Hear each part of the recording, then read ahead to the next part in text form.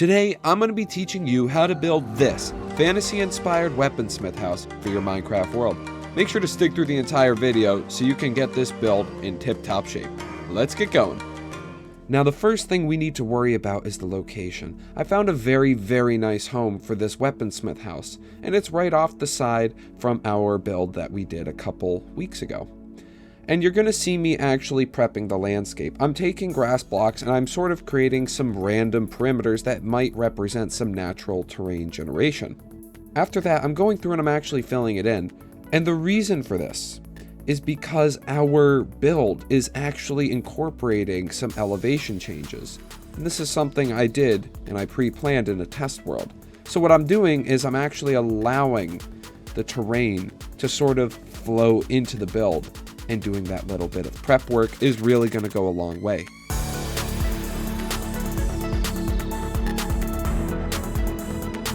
And for those of you that want to follow along, go down into the description of the video and download the Litematica Schematic for this house. And what this will allow you to do is copy and paste it into your Minecraft world, and then you can build it block for block. However, I want you to still watch this video because I really want you to understand the process of how I was able to make this build so you can make original builds like this by yourself. Back to the build, we're getting to the good stuff now. The first thing I always identify is the foundation. What is that base shape that we're working with? In this case, I'm actually choosing two separate segments. We're going to have a larger rectangle, which is going to represent the main living quarters of the house. And then we've got this smaller rectangle off to the side, and that's going to serve as our smithing station, where the blacksmith is going to come in, and that's where he's going to be throwing all of the metals in to melt into that large blast furnace. So that's going to be a very key feature of this build. Now I'm actually going in, and what looks random is actually, random, because I'm going through and creating a little bit of a stone brick patio that the entire blast furnace is going to be shaped around. So you have a little bit of walking space to work with. And then I'm going to go through and actually level out our first floor of our living quarters in spruce wood. The next thing I always try to remember is what is going to be our structural support, our foundation. And in this case, we're going to be using stone brick pillars, followed by white concrete for the walls as the first floor of this house. And for horizontal support, I'm adding in periodically some spruce wood. And this spruce is going to be in theme with our fantasy style builds in terms of our color palette. Now that our base layers have been identified, it's time to work on the roof and keeping in theme with the other types of fantasy builds that we've done in this series. I want to start off with a very shallow start to the roof, and it slowly and gradually gets sharper towards the top. I've added in this cross beam to make it seem like there's a little bit more realism and structural support to the build. And I'm going to take my spruce stairs and planks and I'm going to smooth out those edges to really get a good defining curvature to the roof.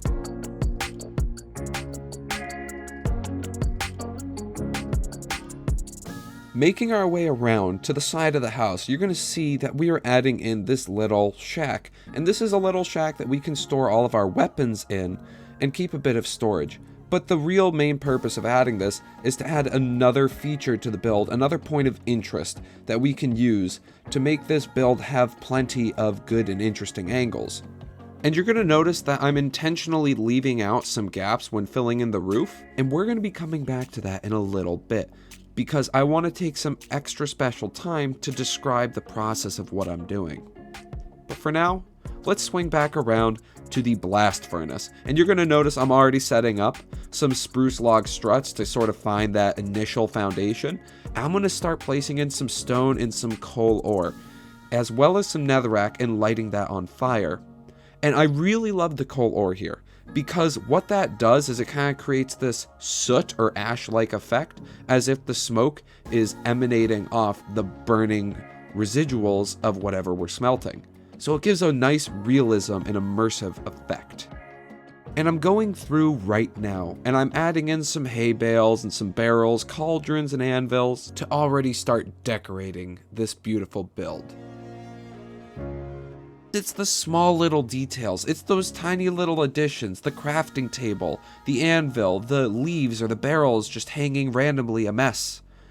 It's those things that can make a build and creates that sense of next level immersion.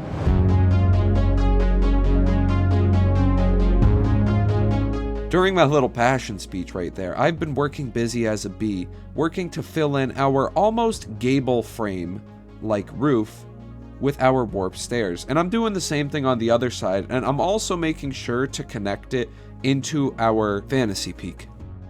And this is going to make sure that there aren't any jagged edges, and it just looks very smooth and polished to the eyes. You notice that I left out a little chunk of warped planks right there, and that's because we're actually turning this little area up here into a balcony, and there's going to be a little access point with a little doorway. Nice little cute addition to just give the build a little extra differentiation from any other builds you'd see in the world. Now I'm creating our first chimney, and the reason I'm using this very blocky setup you're seeing here is to get an idea of a sense of scale, figure out the dimensions and the height of how tall this thing should be and how wide. Once I've got those dimensions figured out, I start going through and adding the detail, whether it be through stone brick variations of walls or bricks, and it just gives a very strong sense of life, as if the chimney is really aging. And you can see down here I've added in some blue banners, as well as some other spruce planks to break up the roof, and to help signify that this build belongs to the weaponsmith. So let's return home to our little gap in the wall. You're going to see me actually creating a dormer that's very wide, and you've got the little fences to be used as walls, as well as some spruce wood for our roofing structure, and it's a very shallow setup.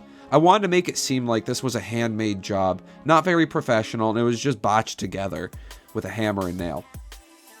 And you're going to see me down here taking my sweet time with this chimney, because I wanted to make sure I got the shape right and that the slope was really well defined, and it sort of seemed to blend in with the rest of the house, but still also providing that sense of life where it looks like it's been aged over time and the chimney's actually crumbling. So that took a lot of time to perfect, but once I got it, I definitely thought it looked fantastic. And if you've made it this far, don't forget to smash that subscribe button and hit the bell so you can be notified when more great content like this goes live. And now we're going to add in some windows to give this build a little bit more breathability.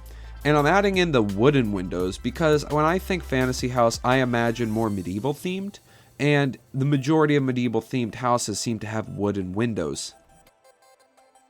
But now if we swing around to the back, you're going to notice I'm adding another point of interest to this build, and this is going to act as sort of an access port for a basement. So you can swing around the back and go and get all your hay bales or your cobble or any sort of iron or precious items that you have, so you can do your work for the day. And contradicting what I just said is we are adding in some glass into our second floor to create a larger window feature. But I did also add in some spruce to still keep it in line with the entire theme so we didn't break the immersion. And I'm actually going through and I'm adding in the spruce fences and stairs in similar fashion to what we did in our previous builds right over there. And make sure to check those out at the end of this video.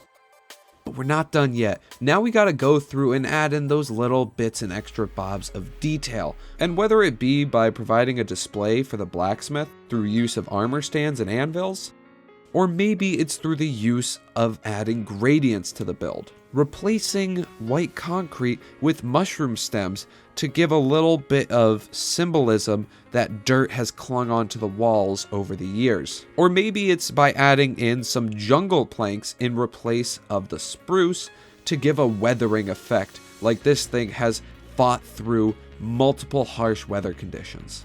As well as adding in the detail to the stone brick through our mossy and cracked brick variations. Or foliage. Foliage and adding in natural vegetation is a great way to make a build feel more alive.